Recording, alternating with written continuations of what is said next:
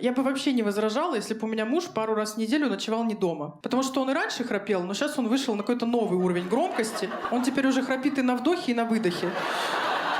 Реально, там такой звук, как будто у него бэк-вокал появился.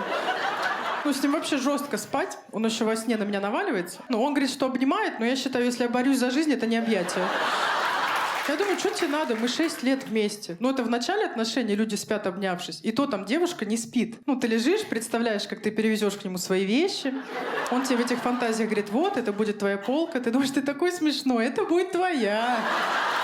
Мое будет все остальное пространство.